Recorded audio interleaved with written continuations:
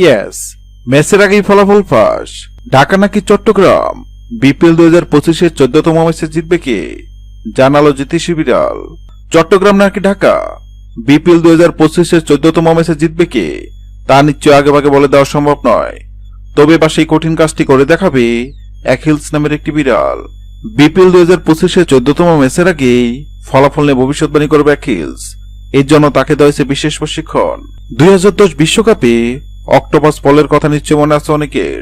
একের পর এক চমকপ্রদ ভবিষ্যৎবাণী করে দক্ষিণ আফ্রিকা বিশ্বকাপে ভিন্ন এক রোমাঞ্চ ছড়িয়েছিল পল। স্পেন যে 2010 সালে বিশ্বকাপ জয় করবে তা আগেভাগেই জানিয়ে দিয়েছিল অক্টোপাসটি। শুক্রবার বিপিএল 2025-এও আছে। বিপিএল 2025-এ যথার্থ প্রস্তুত সাদা রঙের বিড়ালটি। দবদবে সাদা নীল চোখের বিড়ালটির নাম অ্যাকিলস।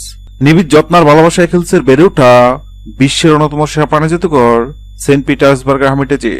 শালিক দুটি নিয়ে জন্ম অ্যাকিলসের। সৃষ্টিকর্তা তাকে তিনি শোনার ক্ষমতা, তবে আছে তীরবনমান শক্তি। তা দিয়ে চমক দেখাতে চায় বিড়ালটি। কিন্তু কিভাবে? বিপিএল এর 14তম ম্যাচ চলাকালীন অ্যাকিলসের সামনে 2 পাত্রে খাবার রাখা হবে। পাত্রের সঙ্গে লাগিয়ে রাখা বিদ্যুৎ দেশের পতাকা। অ্যাকিলস যে পাত্রের খাবার খাবে বোঝা যাবে সেদিন ওই ম্যাচে বিজয়ী হবে পাত্রের সঙ্গে রাখা যে দেশের পতাকা আছে দেশটি। গত 30 ডিসেম্বর শুরু হয়েছে বিপিএল 2025-এর 11তম আসর। বিপিএল 2025-এর 14তম ম্যাচে কোন দল জিতবে? সেক্ষেত্রে অ্যাকিলস নামক বিড়ালের সামনে ঢাকা ও চট্টগ্রাম নামক 2 পাত্রে খাবার রাখা হয়। অবাক করা বিষয় হলো সবাই ভেবে নিছিল বিড়ালটি হয়তো চট্টগ্রাম নামক পাত্রে খাবার খাবে, কেননা চট্টগ্রাম অনেক শক্তিশালী দল এবং সবাই ধরে নিচ্ছে বিপিএল এর 14তম ম্যাচ জিতবে চট্টগ্রাম। কিন্তু সবার ধারণা ভুল প্রমাণ করে অ্যাকিলস নামক বিড়ালটি ঢাকা নামক পাত্র থেকে খাবার খায়। অ্যাকিলস নামক বিড়ালের মন কারণে অবাক হয়েছেন অনেকেই, কেননা বর্তমানে ঢাকা দুর্দান্ত ফর্মে আছে। এবার দেখার পালা অ্যাকিলস নামক বিড়ালের ভবিষ্যৎবাণী সত্য হয় কিনা।